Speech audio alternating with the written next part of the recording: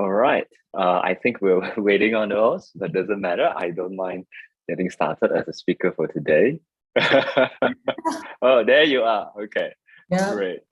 Shall we start now? Yes, we can. So yeah, good evening, everyone. My name is Lexi, one of the director of CFA Society Malaysia. I think maybe just a recap for the first two webinars that we had in February. The first sessions was mainly talking about the legality of NFT in Malaysia. And we have invited Mr. Yo Jae-han and Kelvin Wong from GLT Law to share the insight from a legal perspective. And for the second sessions was more on talking about the benefits of minting your own NFT, as well as the strategies of trading NFT by Jason Kwong from Imperium Universe, and also our speaker today, Shin Yong from Cerberus Advisory.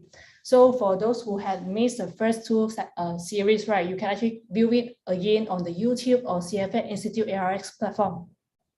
So yeah, the current NFT ecosystem is evolving rapidly, and there is lack of information of the current state of the NFT. And after the first two webinars, we do receive a lot of positive feedbacks from the ground, and some even also like post up some questions like, why should we use Ethereum to trade NFT? Why not Bitcoin? And also, some questions like, is there any analysis tool available in the market to analyze all this NFT? So yes, here we are today. We will be bringing you to understand the entire NFT ecosystem. So right, here are some housekeeping rules here. So first, this is an 1 hour, 15-minute webinars that include 2 Q&A sessions. Also, please ensure all the participants here to make sure your mic is on mute throughout the sessions. And for today's webinar, it will be recorded if you have if you have to join late or even leave earlier. So you will still able to view the record through CFA Institute ARS platform or even our YouTube channel. And here are some of the disclaimer. So the information in these presentations is not intended to provide any legal, is intended to provide only a general outline of the subject cover. It should not be regarded as a rendering professional advice or recommendations for making investment decisions. And lastly, the speakers speak as individuals and not representing an organizations, and the organizations that they are associated with accept no responsibility for any loss arising from any actions taken or not taken by anyone using this material. And here we have a Q&A sessions later. You can actually scan the QR code here to join our Q&A sessions. Or you can actually insert the link here, meet.ps/NFT part 3 into your browser. And you could also follow us on social medias. We have Facebook, LinkedIn, Instagram, and even YouTube. And just a brief introduction about myself. I'm Lexi. I'm the director of CFA Society Malaysia and currently working in the hedge fund industry as the director of institutional business development. So yeah. And also about our speaker today, okay, we have Shin Yong. So Shin Yong, he is the solution architect consultant partner to Cerberus Advisory. So as I mentioned earlier, he was the one of the speaker for our second webinar in February. So really appreciate Shin Yong for agreeing to be our speaker again today, for being very selfless to share his NFT knowledge with all of us. And in fact, he has been putting a lot of effort to come up with the content of the slide and make it very layman, I would say. So I'd like to give a big credit to Shin Yong. And maybe I pass it back to Shin Yong to have a brief introduction about yourself, Shin. Lexi, thanks for the wonderful introduction. So yes, so right now I am actually working as a solution architect consultant partner with Cerberus Advisory. My journey with cryptocurrencies or NFT started back in 2016, 2017. That was when I first heard about CryptoKitties. That's one of the very first few famous NFTs. since then, I was in the industry and never really came out of it. So today, I hope to be able to share with you a bit of insight on how NFT works at the back end, not only on the buying side, but also on how you can create it. All right, thank you, All right. Shane. Yeah.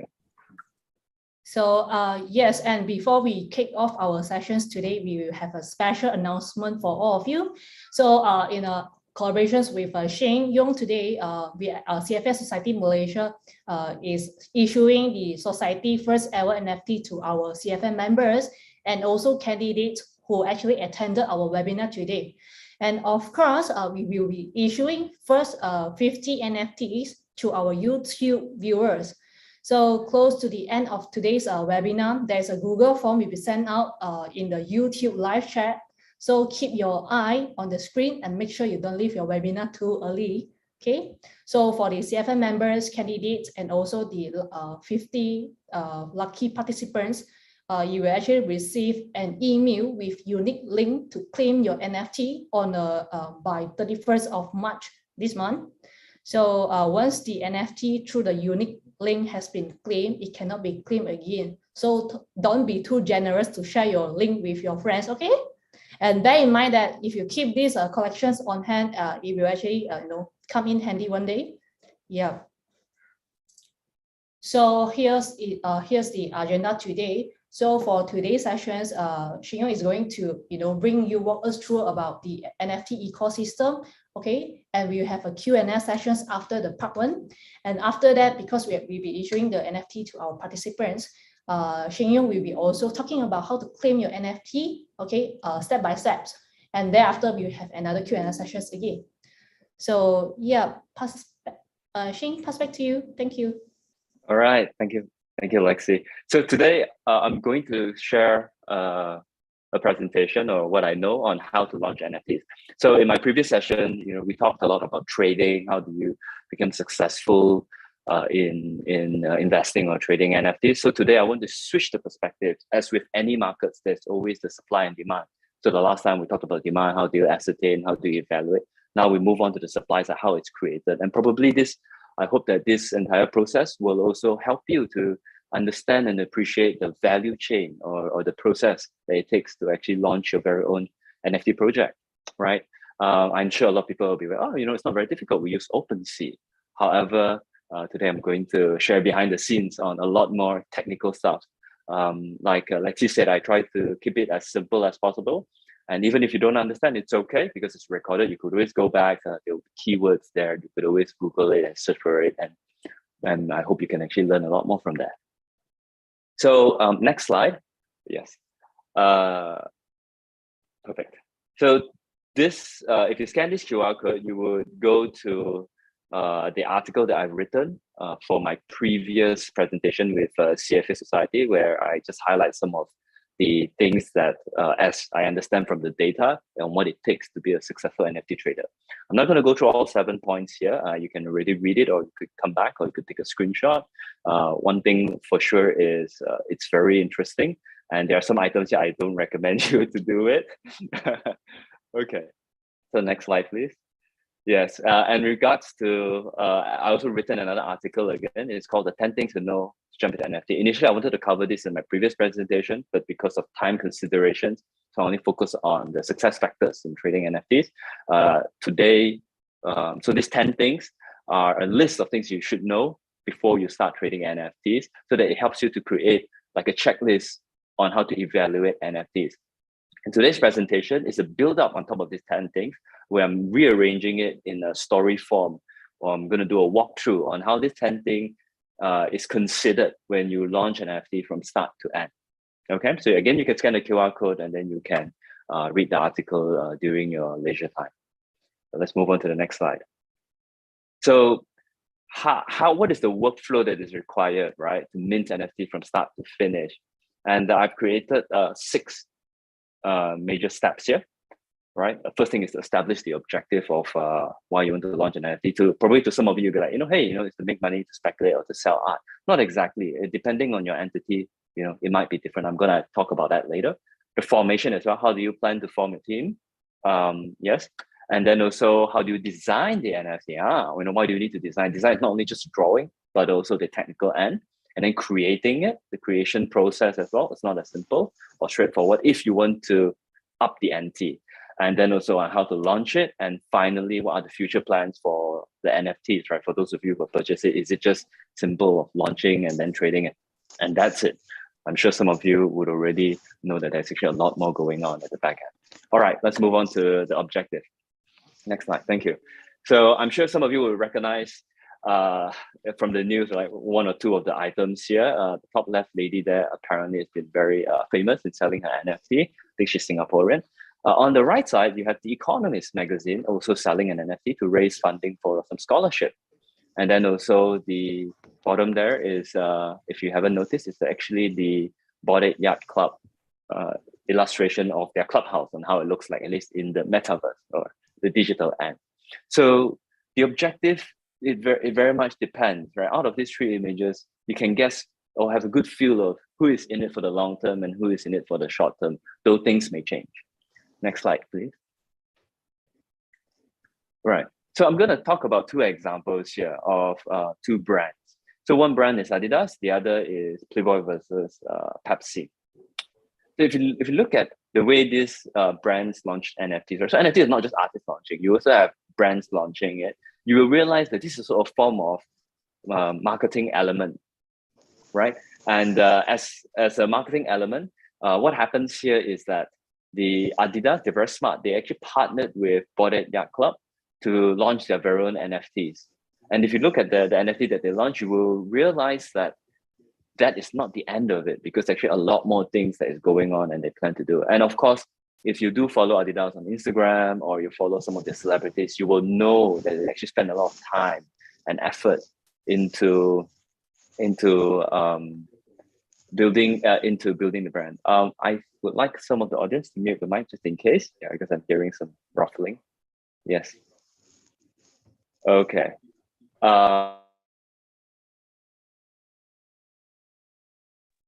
Yes, thank you. Okay, so so going back to this, so you would know that Adidas actually spend a lot of time on brand building, as theirs is considered an aspirational brand, meaning to say that they're here for the long haul. They engage with their customers, they engage with the youth, they engage with celebrities to engage with the youth, etc. Now, compared with Playboy and Pepsi, if you can actually find them in OpenSea, by the way, I don't know about Playboy so much because I don't think I can find a magazine here in Malaysia.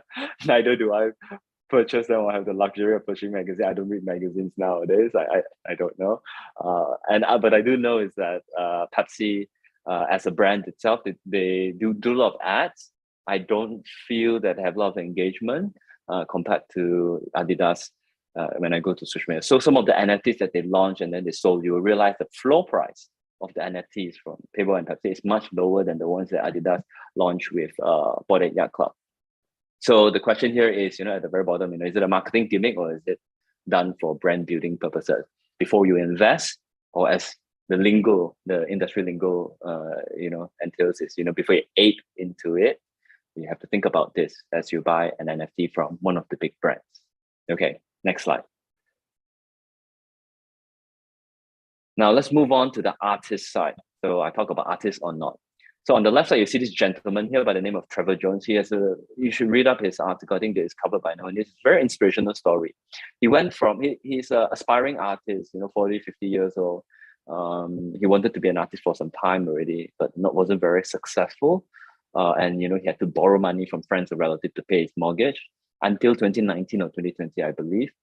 And then he heard about this thing called NFTs and OpenSea, and he started, drawing his art and then putting it there. In case you didn't know, the artwork behind him is actually his doing. He drew it. So just so you know, and then from there he managed to make $4 million in sales. I don't know what was the sales figures now, but the last I checked was about $4 million. And then on the right side, you will find some very funny characters. So there's this guy by the name of Cyber. SYBER from Pixelmon. It is very controversial right now. It's very recent somewhere. I think probably the last month there's a lot of news coverage on it, where it's sort of a very interesting character where he says his NFT collection is the next blue chip NFT collection. and then obviously, we would normally say this is not financial advice and do your own research. He does the opposite, right? So it is what we call shilling. So these are some lingo for you to learn, and hopefully when you go to Twitter and you see all these NFT guys using this lingo, probably you understand better. So shilling, basically selling and hyping up his NFTs. And on the bottom left side, as he was marketing it, that's how it looked, right? So he's selling NFTs that has 3 dimension to it in this metaverse, and you can play it almost like cartoons and whatnot. And then when he launched the NFTs, what happened is it came out to something that looks like on the bottom right. Yes. So, obviously it's a far cry, right? The real NFT versus the marketing one. And actually some people did a bit more research and then realized that, hey, this NFT that you have, right, I could actually go to a marketplace that sells 3D models and I could buy it. So basically he didn't even hire it. So this guy's not even the artist, and he actually purchased it from another third-party platform and claimed it's his own, put it as an NFT, So what are the copyrights implications? Is this considered as a scam and whatnot? So obviously, cyber is not of that opinion, while the community is very upset and unhappy with the marketing side or what he was selling versus what actually happened. So before you go into any NFT launches, these are some of the things to take note of. It's better to actually look for artists that are career building versus those that are cash grab. And it's very hard to actually identify. I'm going to talk about it later and give you a bit of tips or pointers on how to identify artists versus not. And I've already alluded to it, especially those that start selling and talking about prices or talking about how good it is, and how much the NFT is worth, etc. That's actually one signal that you probably have to be very careful with. Okay, next slide. So once you have the reasons to form it, so if your brand, maybe for marketing purposes, if you're an artist, you're here for career building, or even if you're not an artist, you aspire to certain beliefs, right? And then you can actually hire artists, to do it. Then next, you need to form your team. So how do you form your team, and what are the team composition? All right, so let's move on to the next slide. So generally, a good team composition consists of 3 major roles. Not all are necessary, but it is shown that when you have all these 3, it's actually very good because of the future implications as well. First, obviously, you need the artist. Now, a lot of times we think about NFTs, you think about it as art. I'm sure you've already heard there are NFTs in the form of audio, visual, NFT in the form of gaming as well. So always remember that I'm not going to cover the definition of NFT here, but the NFT stands for non-fungible. So anything that's unique, everything that's written in code or contract, right? So even if like your land title can be an NFT, your identification card, your passport, it's actually a form of NFT. So NFT is, you have to remove the idea of imagery or audio visual, and then you realize that literally the multiverse or the metaverse of it is actually huge. There's a lot of things you can do. So an artist would be one that knows how to use this implied scarcity in the digital world and then convert it into a form of art, be it whatever art it is. All right, then we have the programmer. Obviously, the programmer is the one that appreciates the smart contract or the code behind it. So you will need them for that reason as you expand your NFT. Right, especially when the artist or the team that launches it, they are aspirational in building their brand, not only just launching an NFT, selling it, and that's it. And then of course you need a go-getter, because if you have done programming before, if you've been an artist before, it takes a lot of creativity and energy. So you need someone else to actually run the business. Ideally, this person is very good at community management, knows the tools that the NFT community would normally use, like Discord and Twitter, and also obviously is also very familiar with the lingo as well, so that you could do the right speak and engage with the community, and of course create memes as well, so that the idea would spread like a virus, pun intended. Okay, let's move on to the next slide. All right, so how do you evaluate a good team? So as I mentioned, how do you know whether it's a good team? So first thing is you need to check whether the team understands the narrative of the crypto community or the trend right now, what's going on in the news, and how does the NFT reflect that? Obviously, right? Because if you buy an art, you need the art, or you listen to music, it needs to speak to you in a way that you're emotionally attached to it. If you Google a little bit deeper, some of the prolific NFT collectors, they say, I like this art just because I like it. It somehow speaks to me, etc. And of course, you need to check whether they are dedicated to the long-term view. So every time before you join an NFT, when it launches, you have to also check with them, right? Oh, by the way, if you haven't noticed already, when it comes to NFT launches, there is the primary market and secondary market. Secondary market is where you buy it from OpenSea or you buy it from any other marketplace. Obviously, arguably OpenSea, so you can be primary market where you just launch it. However, I'm focusing on the primary markets here as I'm talking about launching NFT. Okay, and then also collaborations, like I mentioned, like Nike and Artifact, the shoe. The Artifact is a company that creates shoes in the metaverse, right? So actually Nike didn't collaborate with them. I believe Nike actually bought their company, right? So these kind of collaborations are very useful. And then also whether there's a proven track record with the team. And if you look at the points on the right, here are some good teams. I wouldn't call it solo team or solo artists, right? So there's some good teams and solo artists that you can actually follow. So Dapper Labs are the ones who created CryptoKitties, the very first NFT. By the way, Dapper Labs created CryptoKitties NFTs before the ERC721 non-fungible or NFT standard was created, and it's a big thing back then. So in case you don't know what it is, you can just go Google it. Lava Labs is the one who created Cyberpunks. Yuga Labs created Boreya Club. Sky Mavis is the one that does Axie Infinity. They're more towards gaming. And also Xcopy and Park, they are more of an artist. These guys are rather like polymath or geniuses, where they can draw, and also at the same time they know how to code on a smart contract. So if you were to buy their art pieces, you will realize that there probably could be some functionality to it or some changes to your art piece, and it's intended for their artistic expression. And then also, of course, proven track record, also anonymity as well. So the caveat here obviously is when all these companies started, nobody knows them. A lot of them are unknown and they don't have a proven track record. So again, this is the caveat, right? It's a good rule of thumb. And obviously, as the NFT industry matures, you would probably want a team with track record rather than one that doesn't have track record. However, that's not always the case. So this is where you have to do your own research and probably buy an NFT that you would prefer rather than just buying it because you want to flip it and sell it. Then you stand in good chance of appreciating your purchases a little bit better. All right, next. And then here are some examples of further results of the proven team. So MeBits was created by Lava Labs. So the creators of Cyberpunks, Lava Labs, after they launched CryptoPunk already, they also realized they want to launch another set of NFT collection called MeBits. And apparently, if you can't tell by the imagery, they are also 3D animated. So in the future, I can imagine people creating a metaverse and then using APIs or whatnot to actually allow you to take your MeBits to explore the metaverse. That's definitely a possibility. So they actually created. So if you were to purchase MeBits when Lava Labs launch it, probably you stand a good chance of having your NFT appreciating in value.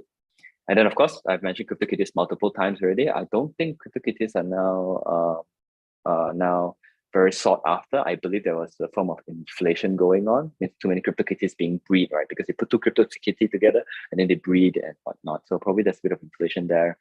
So it's not of very much value. And my personal favorite is actually Doodles. They are ex-Dapper Labs employees. Means they used to work with the company that launched CryptoKitties. They created Doodles, one of the top 10 or top 20 NFTs. If you look at the team composition here, you can Google it if you can't see it in the presentation slides, is that you will see that the composition of a programmer, an artist, and also a go-getter in this case. So these are some examples of proven teams. Okay, next slide, please. All right. Then once you have your team comp already, okay, what do you need to do next? Okay, you just start designing your NFTs and designing the metaverse. Okay, so if you haven't tell by it, the top left, that's actually Justin Bieber. He was doing a concert in the metaverse, and then bottom left is Ariana Grande. Yeah, so they actually did a concert in the metaverse. Next slide, please. All right, so remember just now I talked about narrative, right? You need to make sure the team understands the narrative before you purchase the NFT. So on the left, I'm sure all of you are most familiar with already, which is every day is the first 5,000 days from people. Arguably, when he created this art piece, it wasn't so much about him understanding the narrative. There's one thing also I couldn't understand about the NFT industry or in this case art industry. People actually do purchase a lot of profile, as in what do you call that? The pictures of themselves or people's faces, right? Thousands of them, hundreds of them. I think there was the Indonesian programmer that actually took pictures of himself every day for don't know how many days, and he put it, and then he actually made a lot of money selling it as well. I don't know why there's an infatuation. Personally, I don't understand it, but somehow there is. And in this case, as proven by people as well, all these are actually pictures of people that he has taken over 5,000 days every day, and it was sold for $69 million. Arguably, the person who purchased it as well is actually an Indian, but he migrated to Singapore, and he's sort of like a crypto billionaire. He probably has some interest, right? A sort of publicity stunt, right? Use it as a publicity stunt to promote his, I believe, his foundation and NFT interest. So he had a bit of a foresight there because he bought this very early on before the NFT hype. I think early February or March, if you haven't heard the story already. And then you have CryptoPunk 7523. The CryptoPunk 7523 was actually purchased or sold at $17 million. Why? Because it has a rare attribute. I'm going to talk about rare attributes later and how to spot it. And you can see it from the color of his face, because I believe this is an alien face. So it's very rare in terms of CryptoPunks. Humans are the most normal. You have ape that is also very rare, and also probably zombies that are very rare as well. Other than that, he's wearing a face mask, surprisingly. I believe this wasn't like they created CryptoPunk after COVID. No, it was created before, actually, interestingly. So because CryptoPunk launched in 2017. Yes. So, it goes in line with the COVID team. And of course, it's very widely known as one of the first NFTs, though that's not entirely the case. There are actually a lot more NFTs that's before that. It just so happened that CryptoPunk is more famous. And if you do a bit of research about CryptoPunk, you realize that this is actually the second version of CryptoPunk. Probably you didn't know that. There's actually another first version of CryptoPunk. Because again, CryptoPunk was created before the ERC 721 standard for the smart contract was written. So the first version of CryptoPunks had a bit of system glitch into it, or a coding glitch, and it's quite dangerous for them to use it. So Lava Labs, after they launched it, they say, "Oops, this is we consider them as illegitimate." So we created another CryptoPunk. So this is the one that we are all familiar with. That's the one that's very popular. And of course, there's a whole hoo-ha about IP. I'm going to talk about it later on as well. And then the next thing is Bored Ape Yacht Club. Average, I think price now is much more than that already. This was written, I did this slide for some months ago already. So why, one of the, I surmise or I speculate that one of the reasons why its narrative was very good was because it took in the lingo of, aping trades together, become rich, and also Wall Street bets. So I'm going to share the reason behind it. So back early 2020, I'm sure you've heard of Wall Street bets, right? Where a bunch of community members in Reddit, they came together and they said, "Hey, we noticed that these hedge funds were short selling one particular stock, right? I think it's called GME, I believe, or Acme or something. I can't remember."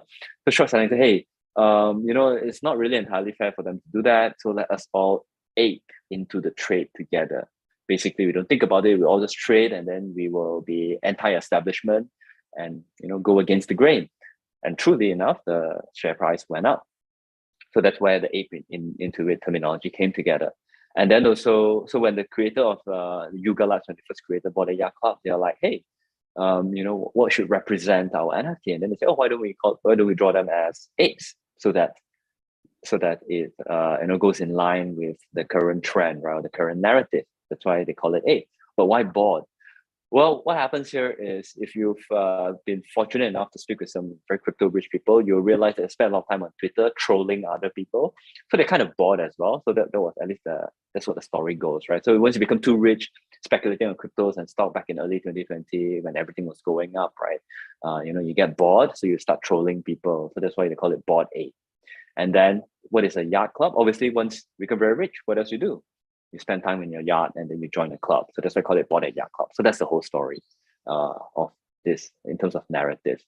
There are a lot more narratives, and some of them are rather bombastic and doesn't make any sense. And you see some frogs NFT here and there.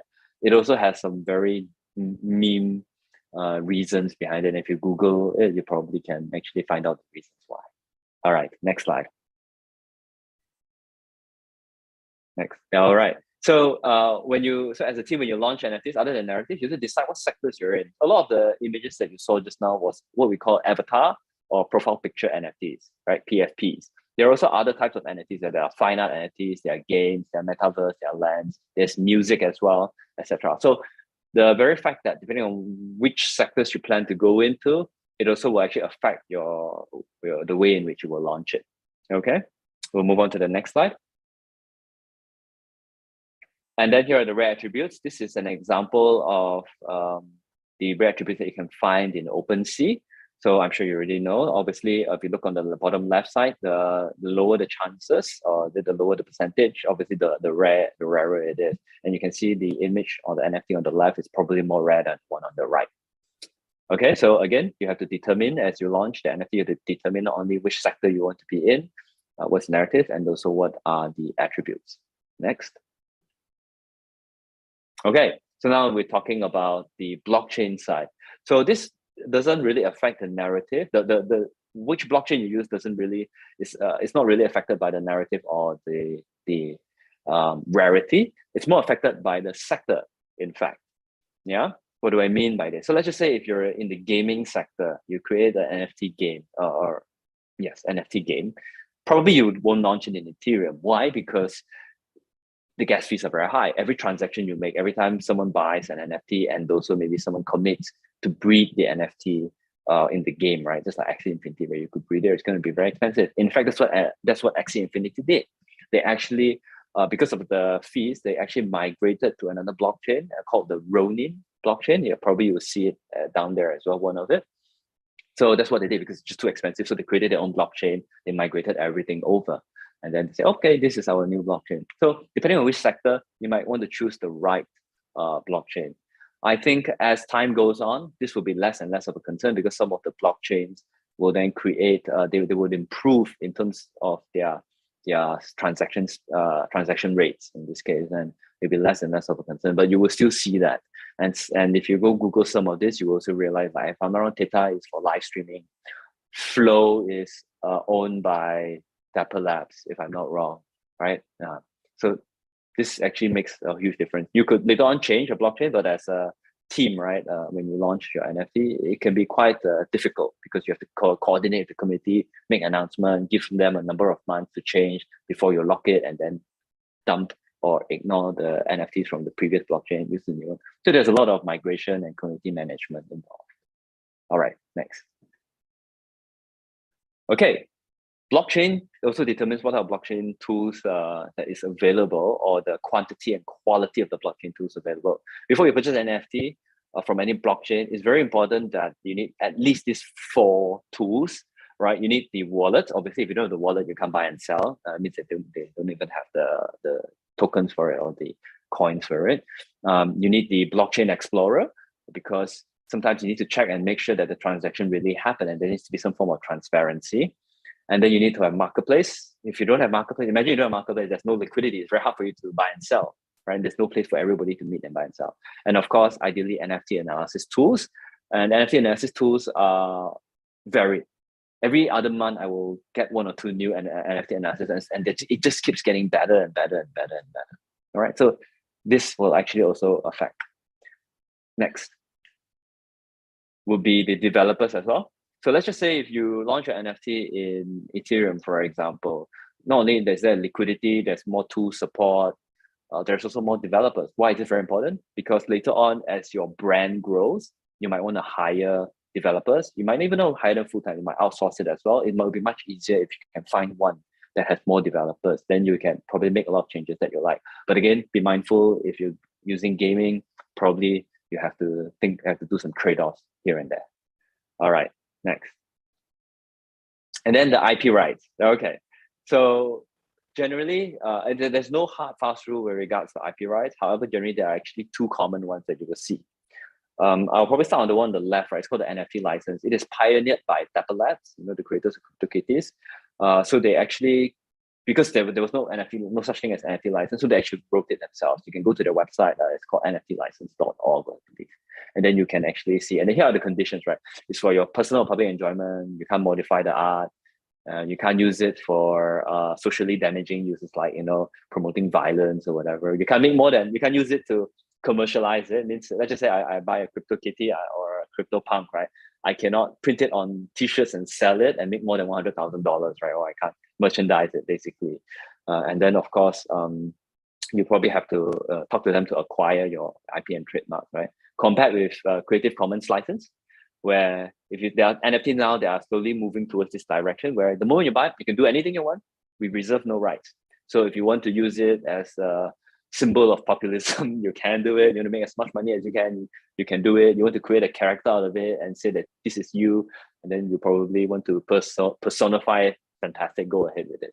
So these are two licenses, but you will see that Creative Commons will be becoming more and more common and become more and more standard. And most times it only happens for artists. The brands, you probably won't see this because they have to protect their brand. So they probably will use some sort of NFT license with different types of legalese or items inside. Okay, let me go through some examples now. Next slide. So this is an example of a CryptoPunk. So there's an owner of this CryptoPunk, I think 4156. This is an ape CryptoPunk. He actually sold it, not because he doesn't like the CryptoPunk, but because there's a dispute with Lava Labs.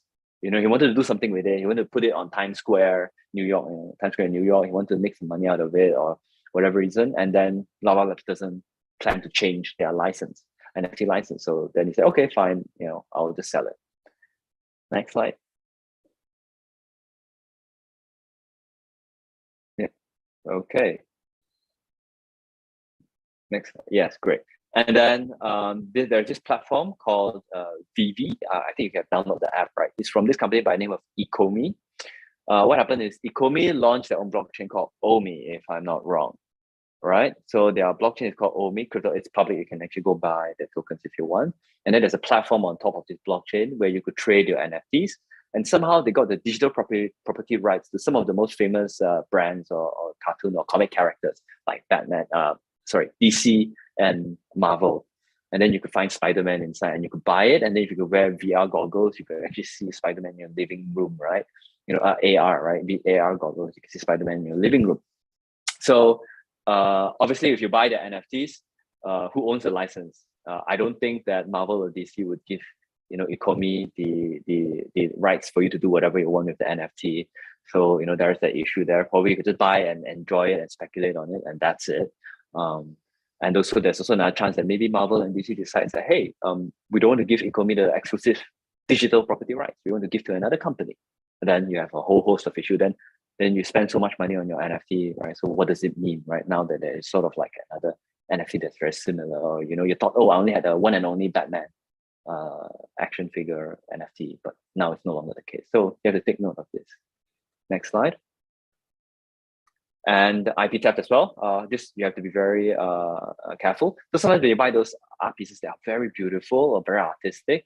You have to be very careful. You should always copy the art from OpenSea, put it in Google Image and search. Make sure that it is not created by an artist that uses another platform, because a lot of NFT creators out there, they're very unscrupulous. They just copy and paste directly from some of those platforms and just claim it as their own and put it in NFT. So you have to be very careful with that. Okay, next. All right.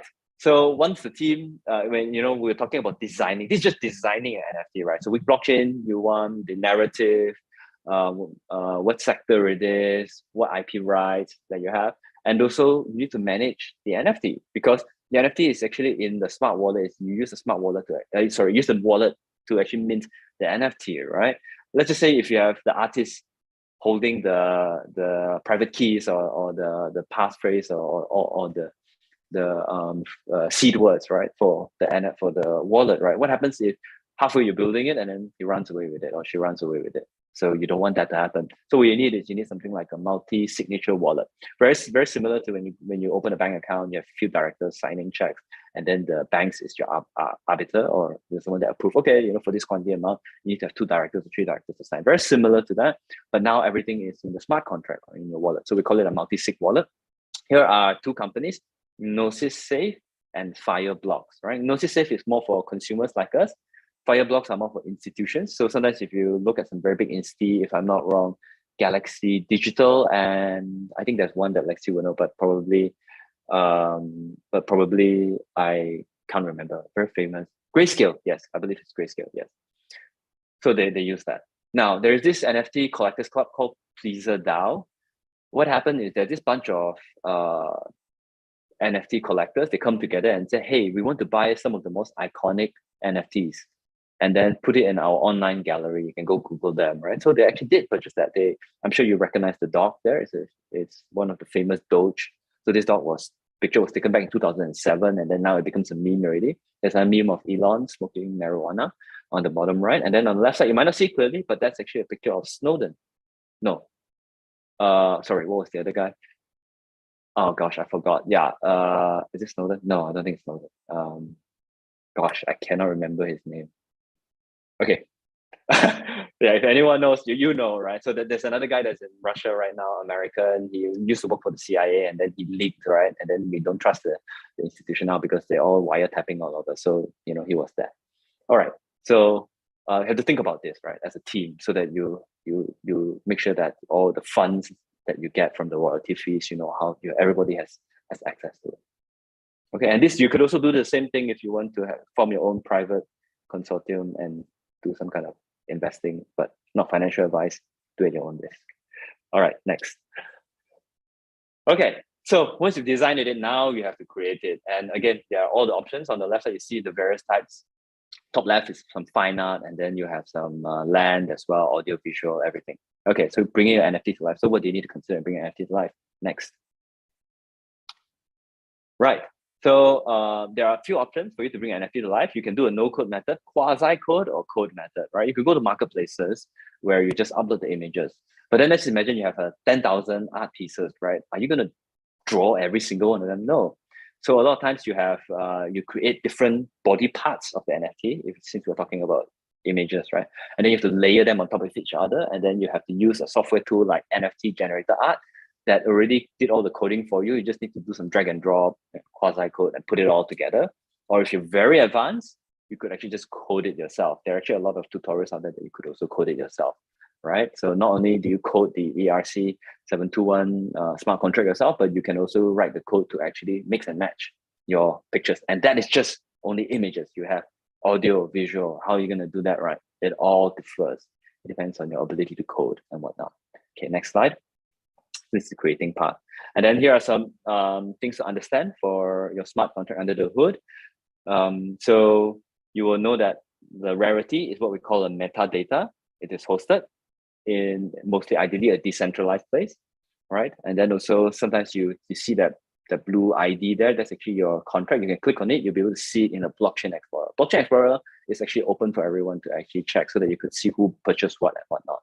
So these are all the nitty-gritty details that probably you don't see and probably you don't really care if you're flipping NFTs, right? Because you're just looking for buy-sell signals or whatnot.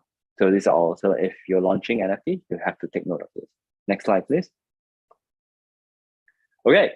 Once you launch an NFT, you have to because we talk about rarity, you have to make sure that your rarity distribution needs to be even. So this is a very good illustration of a NFT called the 8-bit universe, right?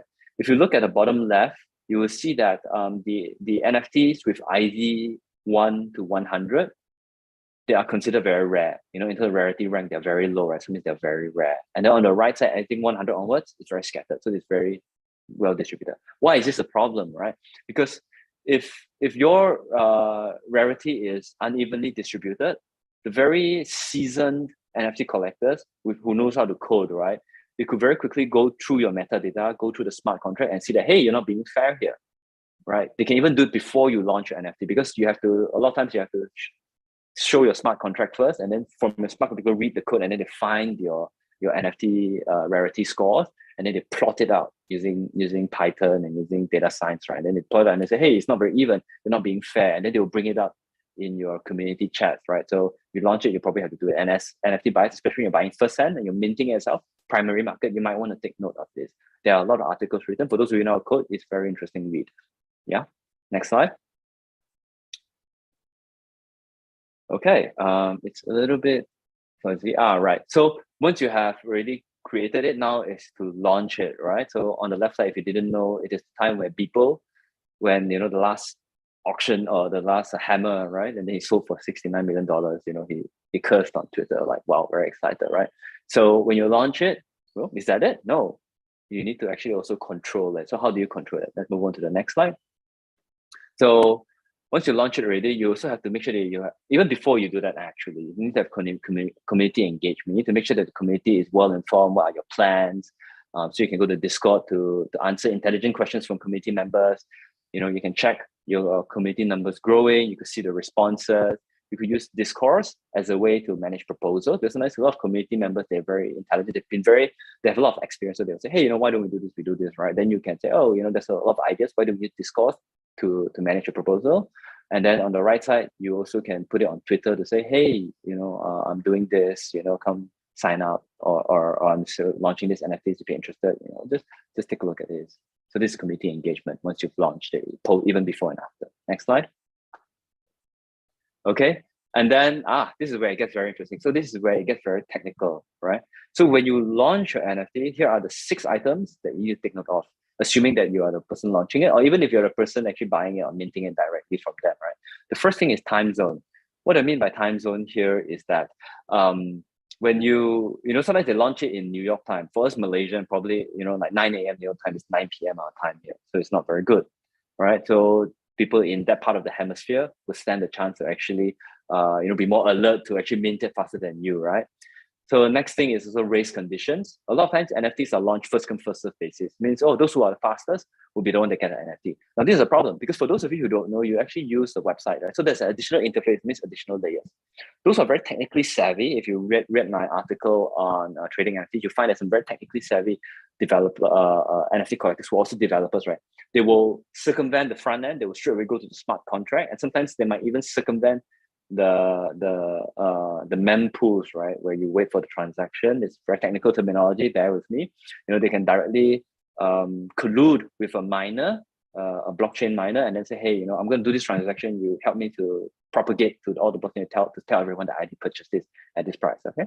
NFT sniping as well. What I mean by NFT sniping is someone, before you launch your NFT, you have to review your smart contract so people know that you're legitimate, right? And then there are developers that are able to read the smart contract and then find the rarity score and then immediately send a request to mint the NFT at a specific mint the NFT for a specific ID. Then they know these are rarest. So basically they can sweep all the rare NFTs and everyone else is holding the not so rare NFTs. So that's what we call NFT sniping.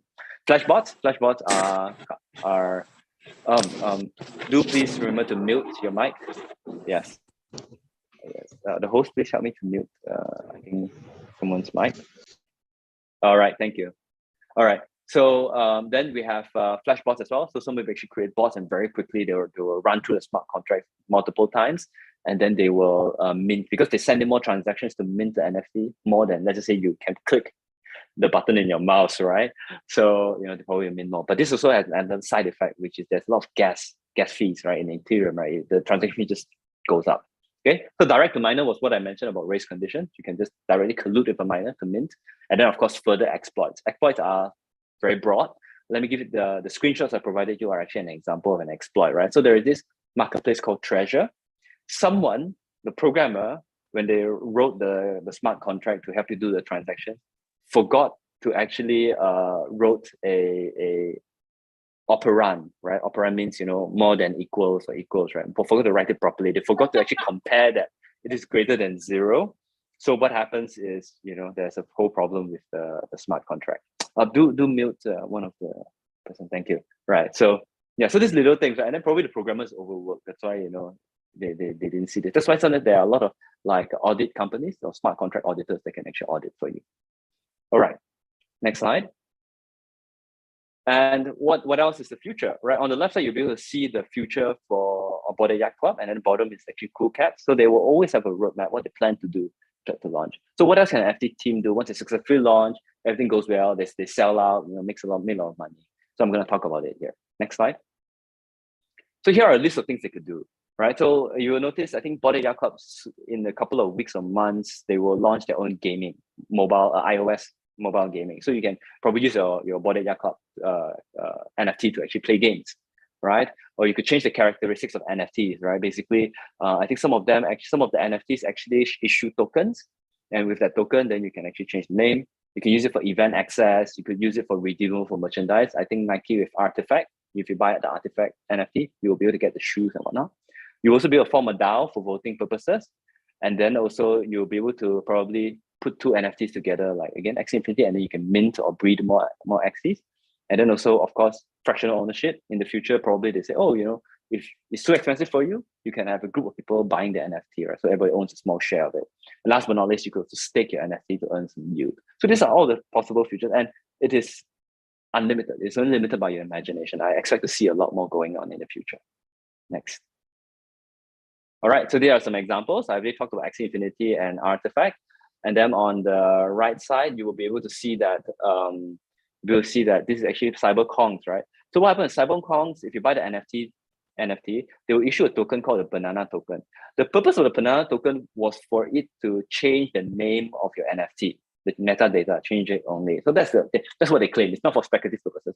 But some people, very smart, they use the banana tokens or coins, they then put it into because crypto, you can actually create a secondary market to sell your tokens, and then people speculate on it. At one point in time, one banana token is worth about $100 each. And mind you, every day, 10 banana tokens will be issued, right? So at one point in time, every day you will earn like $1,000 just for holding an NFT, right? I think the price now dropped to, I don't know where, right? So these are some of the interesting use cases for NFTs.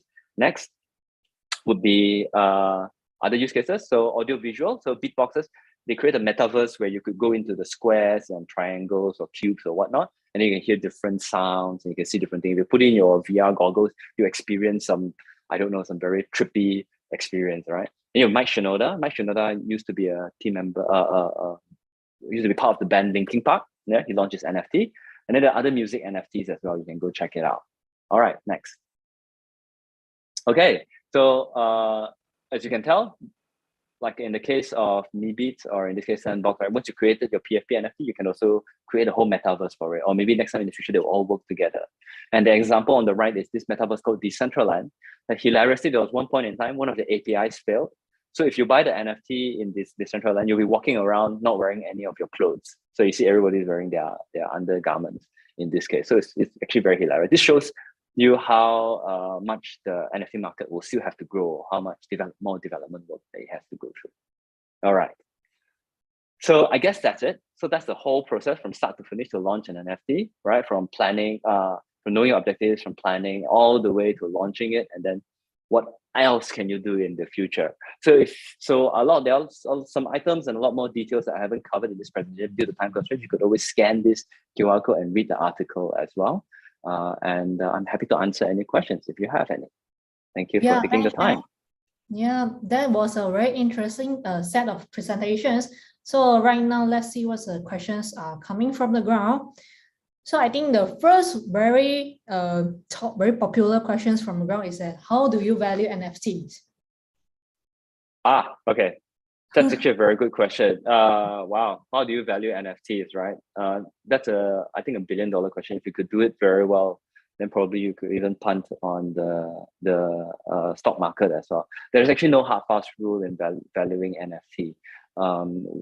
So in my previous article, I wrote about the signals you can identify to see whether an NFT is actually probably trading very hot. But again, there is no hard fast rule, in NFT. But you can check on the rarity. You could check on who is the team that launches, the top 10 things to know. Yeah, those are all the 10 indicators for you to have a good idea whether this NFT is going to succeed in their prices. Yeah. All right. So there's another question coming from ground is that it's quite related to money laundering. So the question is that is it possible for the NFTs being used to launder money? Yes, it is possible. Though I think nowadays it is getting, it's not very rampant, by the way. I remember in my previous article, I wrote about things to know, right? When you trade an NFT, one of the previous session when I was presenting, it was actually a very small portion. I think roughly only about a couple of $1 million that it is properly identified, right? About a couple of $1 million was laundered. And that's nothing compared with the 40 billion in transactions that happened last year alone. So it's very small. However, probably there could be some that slip under the radar. But I think that your bigger concern is actually wash trading, less so on where people without KYC just buy and sell the NFTs. Yeah. All right. So I think recently a lot of local artists in Malaysia or even in the US, right? They're also coming out with their NFTs. Okay, and the sell actually bundled along with their physical art. So there's another questions that related to artwork. Do artists have any sort of copyrights over stolen art that turned into an NFT? Yes, you still have. So let's just say I'm an artist, I draw something already. And even if you don't have, like, you don't register a copyright to it, right? I'm not, by the way, I'm not an IP expert or an IP lawyer. I just, in my past career, I actually did dwell in this because it's a requirement in my work, is that generally, if you go to the court of law, right? Yeah, if you follow English law, even Americans one as well, you do have copyright towards your art. However, you have a few things, right? You have to prove it. You have to know who you're going to sue, who you're going to bring to court. Yeah, I don't know whether you can identify that, because sometimes in the blockchain crypto world, you can't identify that. So you just so that's the only downfall. But I think the regulations will come into place. There'll be more and more calls for regulations in this case. All right. Thank you for your answers. So I think there's one of the audience actually asked a questions related to the sub wallet of the NFTs. Yes.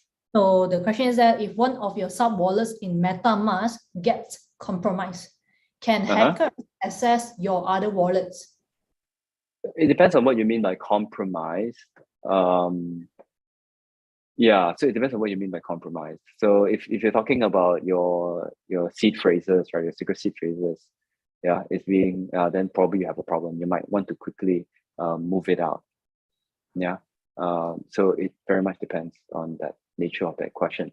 Probably you can also Google to actually see, because sometimes it can get very technical, and sometimes it might not even be, when you say compromise, it could even be an exploit, right? So maybe some of you using a different type of wallet that the developers in their due diligence, they might miss out one or two items, and it's an exploit, then probably that's actually very different. That's gone, it's gone. However, we see that in the NFT marketplaces like OpenSea, right? They are trying to be very judicious in, like, for example, there were a few, I think OpenSea, there was one time the smart contract had a flaw in it. So recently did a migration, right? To another smart contract to ask everybody to move over. So had a flaw in it that allowed for some very highly sophisticated technical people to actually take advantage to actually buy and sell buy the NFT, right, without the owner even knowing. And so they actually created another smart contract for us everyone to migrate over. And even during that, there's social engineering. So some of the scammers, right, or they send a phishing email to a number of NFT holders and say, oh, click on this link. So if you didn't check the link, right, you would thought, oh, that's from OpenSea, but actually that's from the scammer, right? And then you suddenly give your rights to them, and then you sell your NFT. As in you give them access to your NFT, then the NFT they just sell it off for you. So this is the thing. However, also there are also situations that are very hilarious. So one of the examples I showed you just now, where one of the marketplace called Treasure in a blockchain called Arbitrum, if I'm not wrong, right?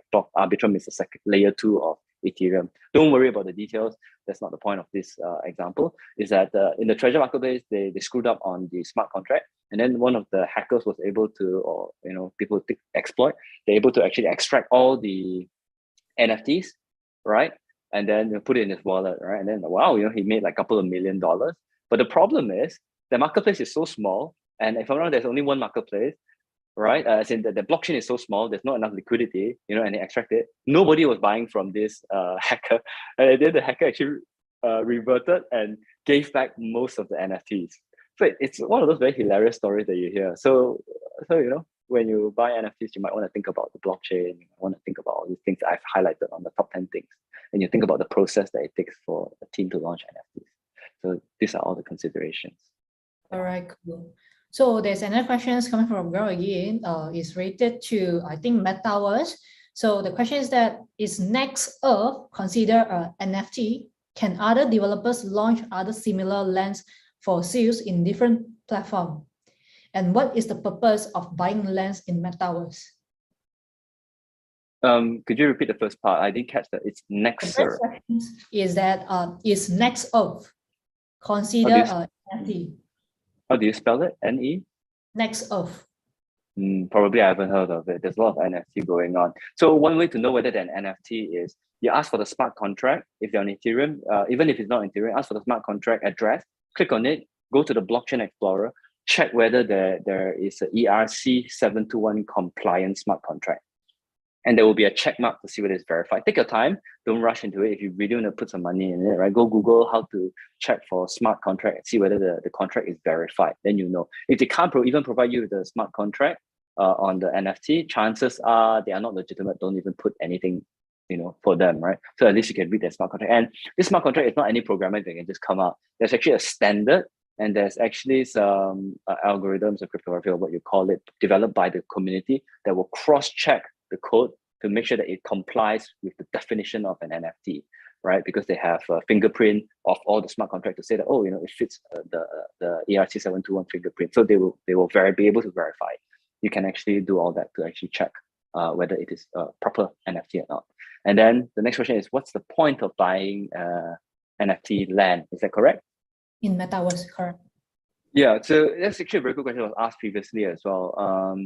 Right now, it seems like everybody is speculating that there's going to be future use of it. So if you go to Decentraland or Sandbox, before you buy into any land, right, I recommend that you explore because we're talking about land here. So a lot of the real estate experience that you buy in the real world actually applies. So before you buy it, you create an avatar in Sandbox or Decentraland, explore the area that you're going to buy, see how many, what we call it, crosswalk or feet, or how many people, right, walking around and using. Then you have a sense of whether it's worth buying or it's purely for speculative purposes.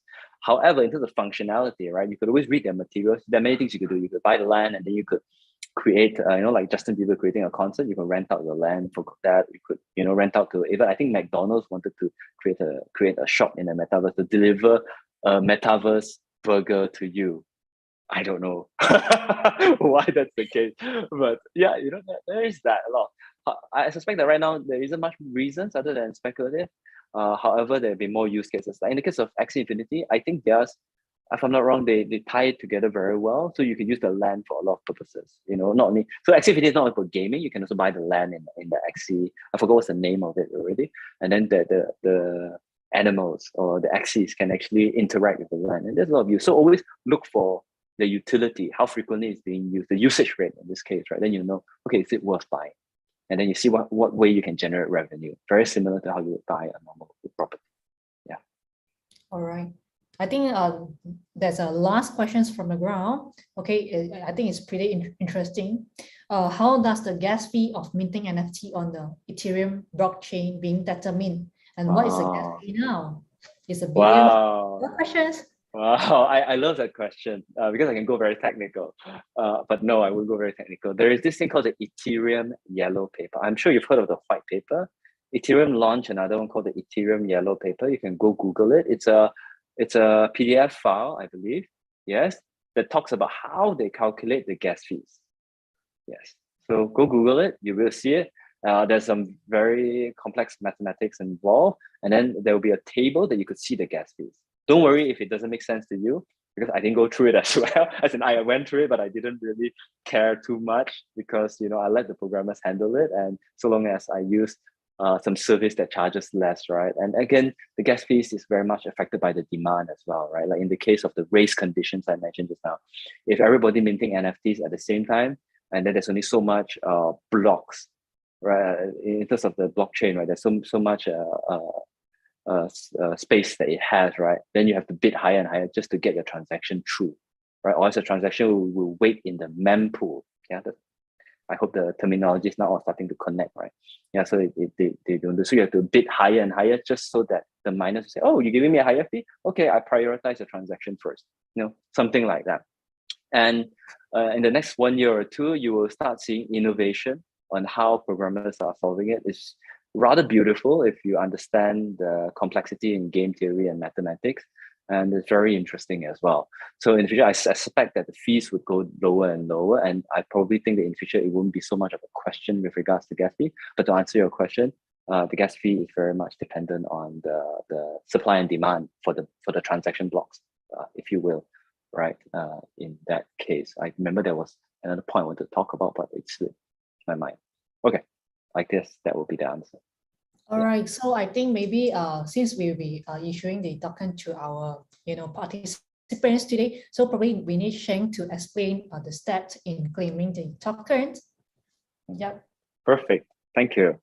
So before I go into this, I need to preface that I want to thank CFA Society for taking the effort. When Lexi approached me to do an NFT talk, I'll be like, hey, why don't you issue an NFT? Because it'd be weird if you do an NFT talk without an NFT, right? And then little did I know that we have to go through the whole process. Not that I haven't experienced before, talking to corporates, right? You have to go through their various departments, the legal and the branding and whatnot. In this case, the society, they have an international reputation to keep. And therefore, I'm glad that they went through. It shows that they're very progressive. It shows that your organization is very progressive in this case. So kudos to you. So I'm going to walk through now on how to mint this NFT. Don't worry if you don't get the details or you miss it out. Again, this recording, you can always go back, always Google it. And also a guide will be sent to you, I believe, after this, yes. So the first thing is you need to set up your NFT, set up your laptop or your environment. So make sure you have a laptop internet connection, that's a given. But also make sure that you have MetaMask downloaded in your Chrome or Firefox browser. All right. Of course, there are other browsers, web browsers that you can use, but I recommend Chrome or Firefox. Okay. Next slide. Assuming that you have that downloaded already, right? And then for those of you who attended, later on you receive an email, or maybe some of the lucky few, you receive an email where there's a URL inside. The URL starts with HTTPS, app.poapp.xyz/claim/ a number of strings, right? And that is a unique one just for you. So don't share it with your friends. Click on it, you will come to this website here, right? Obviously, it won't look the same because the logo will be different, but the layout will be the same. Okay, and then you see a field there. Okay, next slide. Right. So at that field, assuming that you've already installed your MetaMask, you've safely stored your seed phrase, right? You'll be able to see a MetaMask icon on the top right side. You can click on it, and you've logged in as well with the password. You click on it, you'll be able to see this your wallet here. And then at the top side, I've circled it where you could actually copy it and paste it in the field. What this does essentially is you are claiming this NFT, and this NFT will appear in your wallet. Okay, so this is how you claim it. Okay, so once you've done that, then you click on Mint POAP token. Right, what is a POAP? POAP is actually a NFT created by a group of developers. They do it for freelance, right? It's not really a company, right? It's called Proof of Attendance Protocol. It's a way for you to reward yourself with NFT for attending a talk. In this case, this talk. Okay, next slide. So once you've clicked on Mint your NFT, you will see this pending thing, and you have to wait for a while. Some of you might be very excited, and you click on View Transaction. So next slide. And then, oh no, sorry, you wait for a while pending, and then it will say, oh, congratulations, your NFT has been minted and added to your collection. It's added to your wallet, right? So you click on View Transaction, or you click on View Browser. Next. You might probably see something like this. You will show your wallet address, and then it will say, hey, you don't seem to have any token, right? Not exactly the case because remember, it's on the blockchain. Blockchain takes a while to propagate, right? So it will take a while for it to surface. So, just give it a few minutes, grab a cup of coffee and then come back. Probably it won't take too long actually, because this POAP, they launch it on their very own blockchain, right? Because they didn't put it on Ethereum blockchain, launch it on their very own blockchain so that they can save on the transaction fees. I'm going to share with you a little bit of the nuances later. Okay, next slide. So give it a few minutes, you refresh the page, and there you go. You will see your very first NFT. Okay, so next slide. Okay, but that's the web browser. How can you show off to your friends? Or maybe next time you want to attend a CFA event, right? You need to bring your phone along and open your MetaMask in your phone and then show, hey, I attended the very first CFA NFT talk, and I got this. So I got a VIP access to sit at the front row, right? Maybe you get that. Who knows? I'm just suggesting to CFA Society here. So how do you get it in your phone? Well, first thing is you need to make sure you download MetaMask in your smartphone. And then also, again, using the very same credentials that you had collected when you created the MetaMask in your web browser, put it in your phone. Again, you can go Google it. There's a lot of tutorials out there that shows you how to do it. So next slide. Now, assuming you have it already on your phone, you click on the nav bar, you will see something like that come out. So this is your wallet, and there are a lot of stuff.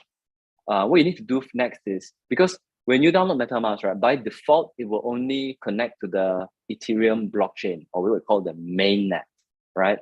And as I mentioned just now, the POAP is actually on another blockchain called the XDAI, or now it's known as the Gnosis, right? So you need to actually switch the network, right? To switch the network, you need to go to Settings, click on Networks, then Next.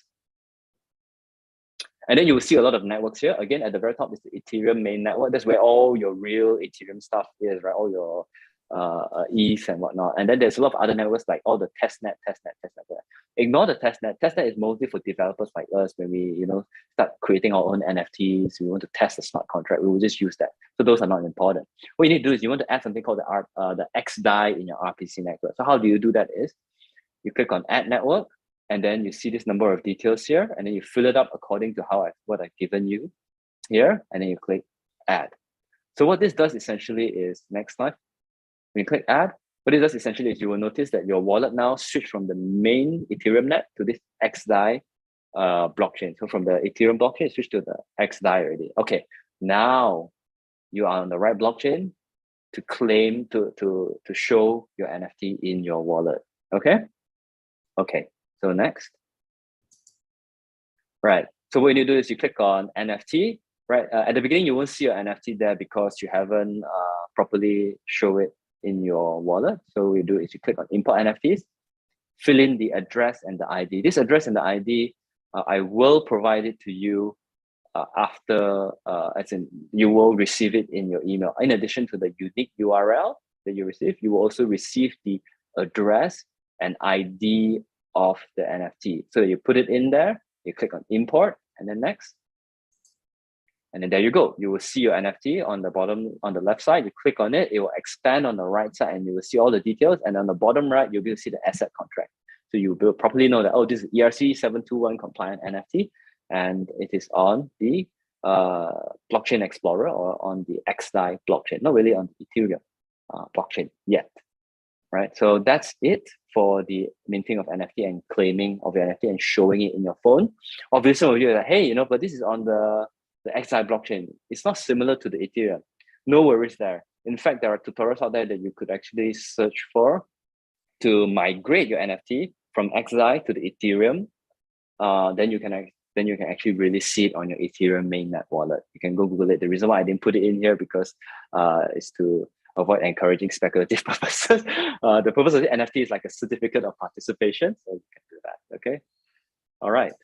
Yeah, I think right now we are open now for questions. So there's a questions from the ground.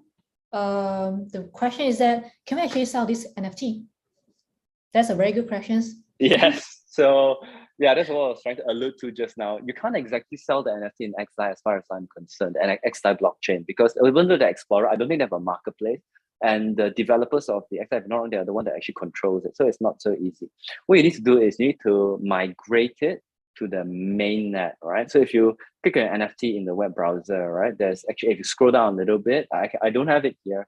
You can go Google it. So at the bottom, it says migrate POAP, right? You click on migrate, it will migrate to the mainnet. For you to migrate to the mainnet, you need to pay the gas fee, Ethereum gas fee, right? So I think right now the Ethereum gas fee is a bit low because NFTs are not getting popular anymore. The trading volume dropped really recently. So that's one thing. As far as I know, actually I tried it a couple of weeks ago. It's just that I think the team that created the POAP protocol, right, or POAP itself, they recently got funding. So they're upgrading the smart contract, probably adding more functionality. So at this very moment, you won't be able to migrate it. However, in the future, you will be able to migrate. Once you migrate it already, you can go to OpenSea and sell your POAP.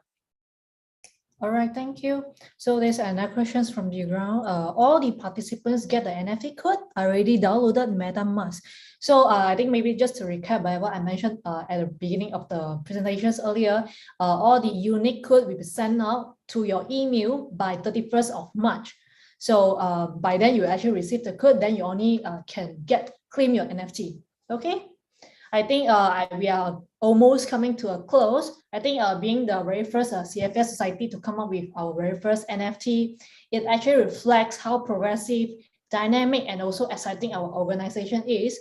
So it's also set a very important milestone for our society to continue to stay at the forefront of the investment industry. So on behalf of CFA Society Malaysia, I would also like to express our sincere thank you and appreciations to Sheng Yong for sharing his time, experience, and also knowledge.